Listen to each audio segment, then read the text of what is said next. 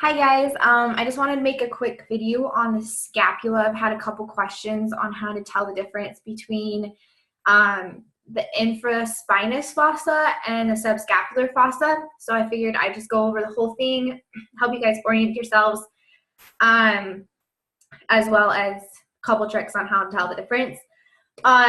So the way I'm going to do it is I'm just going to go over all the features of the scapula, and I'm not going to do them in the order that the screen over here brings them up because I don't like that order. I think it's really confusing.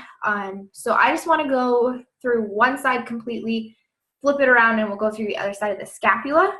So the first thing on the scapula we have right here, this is an anterior view. Yeah, this is anterior view. This is the subscapular fossa right here. This whole little area.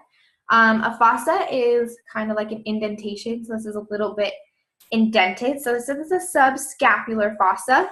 The way I can tell, I'm on, I don't know how to explain it. Dang it. This video is going to be so smooth. Anyways, so right above the subscapular fossa is the scapular notch. So the way I remember it is if I can see the scapular notch and it's right above the area, then I'm looking at the subscapular fossa. So subscapular fossa, scapular notch. This is the superior border and the superior angle. And then right here, we have, this is the medial border. It's also known as the vertebral border. It's the side that's closest to your vertebrae. So vertebral border or just the medial border, whatever is easiest for you. And then at the bottom, we have the inferior angle. So it's just like a point. So if you look, the inferior angle and the superior angle are just these points. Then we have right here, this is called the lateral border or the axillary border. So it's just right there on the edge. It's right underneath this structure right here. It's called the glenoid cavity. The way I can tell the difference between the medial side and the lateral side is remembering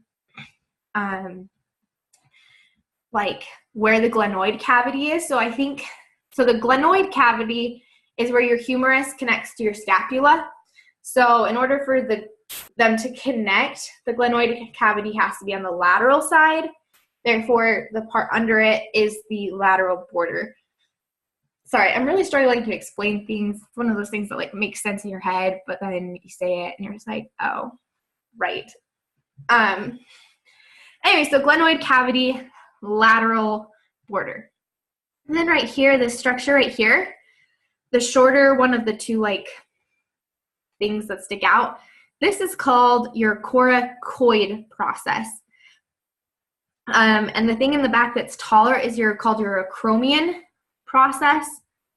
One thing that's tricky about this coracoid process is you have a lot of processes that start with C.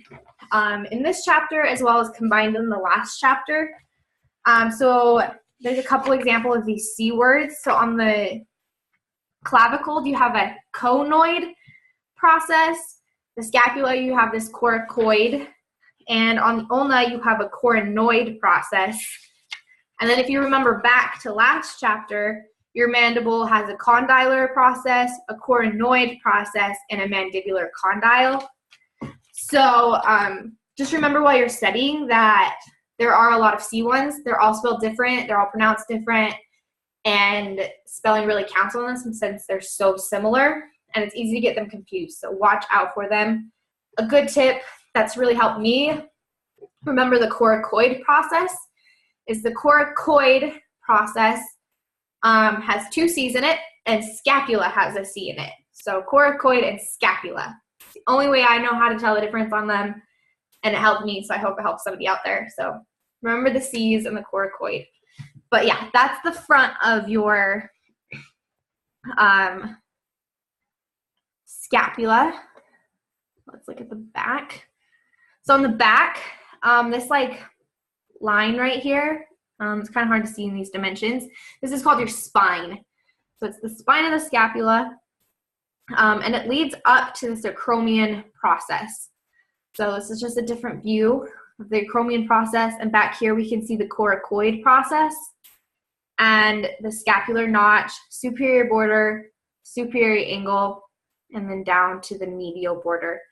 Underneath this spine, we have the infraspinous fossa. So infra meaning below, spinous meaning spine, so below the spine is your infraspinous or spinous fossa. So that's this part. So if you can see the spine, you know it's infraspinous. And then above the spine, in this area, we have the supraspinous. So supra meaning superior, above, and spinous, yet again, meaning spine. So supraspinous is right there. I hope this helps to do it in order of kind of working your way down one side and then on the other side rather than going alphabetically through the structures. I know that was confusing for me. I hope this helps somebody remember the different fossas. If you guys need anything or want another video made, let me know and I would be happy to help.